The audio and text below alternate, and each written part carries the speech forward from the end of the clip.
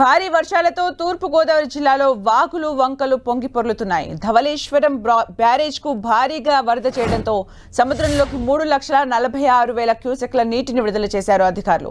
కోనసీమలోని ఐనవిల్లి ముక్తేశ్వరం దగ్గర రహదారిపై నుంచి వరద ప్రవహిస్తుండటంతో ప్రజలు ఇబ్బందులు పడుతున్నారు. కోటిపల్లి ఏజెన్సీలోని పలు గ్రామాలకు రాకపోకలు నిలిచిపోయాయి. రాజానగరం నియోజకవర్గం సీతానగరం మండలంలో మిర్తిపాడు బొబ్బిలంక గ్రామాల మధ్య వంతెన తెగిపోయింది. వర్షం స్వల్పంగా తగ్గడంతో గోదావరి ప్రస్తుతం నిలకడగా ప్రవహిస్తోంది. మరో 2 రోజుల పాటు ప్రజలంతా అప్రమత్తంగా ఉండాలని అధికారులు సూచించారు. వర్షాల కారణంగా ఇవాళ జిల్లా వ్యాప్తంగా ప్రభుత్వ ప్రైవేటు పాఠశాలలకు సెలవు ప్రకటించింది ఏపీ ప్రభుత్వం.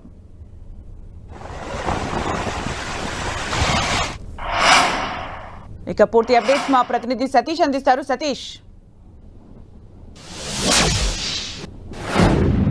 సుమిత్ర, గత 3 రోజుల నుంచి కూడా కురిసిన వర్షాల కారణంగా ఉభయ గోదావరి జిల్లాలకు సంబంధించి పూర్తి స్థాయిలో ఆ ప్రభావం అయితే కనిపిస్తుందని చెప్పుకోవచ్చు. ప్రస్తుతానికైతే మాత్రం ఉమ్మడి తూర్పుగోదావరి జిల్లా వ్యాప్తంగా కూడా ఈ గడిచిన 3 రోజుల నుంచి కూడా కురిసిన వర్షాల కారణంగా అయితే మాత్రం పూర్తి స్థాయిలో ప్రభావం అయితే మాత్రం కనిపిస్తుందని చెప్పుకోవచ్చు. అయితే ధవళేశ్వరం కాటన్ బ్యారేజ్ వద్ద 175 గేట్లు వ్యక్తి ఇన్ఫ్లో వచ్చిన ఎగువ ప్రాంతం నుంచి వచ్చిన వరద ప్రభావాన్ని అంతటినీ కూడా దిగువ ప్రాంతానికి అయితే మాత్రం వదిలేస్తున్న పరిస్థితి అయితే మాత్రం నెలకొందని చెప్పుకోవచ్చు. ఇప్పటి వరకు కూడా 10.5 అడుగుల నీటి మట్టానికి అయితే మాత్రం ధవళేశ్వరం కాటన్ బ్యారేజ్ వద్ద అయితే చేరుకుంది.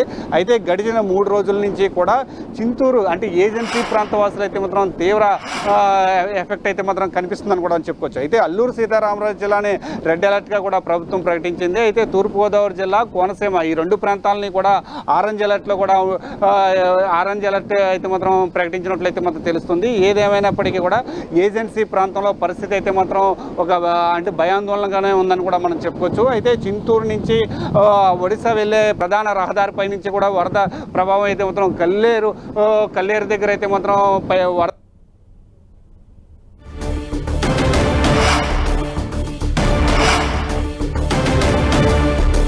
ఏజెన్సీ ప్రాంతంలో ఉన్న వాగులన్నీ కూడా పొంగి ప్రవహించడంతో కూడా ఏజెన్సీ ప్రాంత వాసులు అయితే బిక్కుమని కూడా గడుపుతున్న పరిస్థితి కూడా నెలకొందని కూడా మనం చెప్పుకోవచ్చు. అయితే కోనవరం వద్ద గోదావరి శబరి సంగమం వద్ద గంటకు కూడా నీటి మట్టం అయితే పెరుగుతున్న నేపథ్యంలో అధికారులందరూ కూడా అప్రమత్తం చేశారు. జిల్లా కలెక్టర్ అల్లూరు సీతారామరాజు జిల్లా కలెక్టర్ అయితే మాత్రం క్షేత్రస్థాయిలో ఉన్న అధికార యంత్రాంగానంతా కూడా అప్రమత్తం చేసిన పరిస్థితి కూడా నెలకొందని కూడా మనం చెప్పుకోవచ్చు. అయితే దీనికి సంబంధించి ముందస్తు చర్యలుగా బోట్లతో పాటు బఫర్ స్టాక్లు కూడా ఎక్కడెక్కడ ప్రభావిత ప్రాంతాలు అయితే ఉన్నాయో ఆ ప్రభావిత ప్రాంతాల్లో అయితే మాత్రం ప్రధానంగా బఫర్ స్టాక్ కూడా ఏర్పాటు చేసిన పరిస్థితి. అంటే ఎటువంటి అవాంఛనీయ సంఘటనలు జరిగినా ఎటువంటి విపత్తులైనా సరే ఎదుర్కొనేందుకు అధికార యంత్రాంగం అంతా కూడా ఏజెన్సీ ప్రాంతాల్లో సిద్ధంగా ఉండాలని చెప్పవచ్చు. ప్రధానంగా ఈ విలీన మండలాలుగా ఉన్న 4 మండలాల పైన కూడా ఈ ప్రభావం చూపుతుందని కూడా మనం చెప్పొచ్చు. అదేవిధంగా దేవీపట్నం సీతానగరం మండలంలో ఈ 2 మండలాల పైన కూడా ఈ ఎఫెక్ట్ అయితే మాత్రం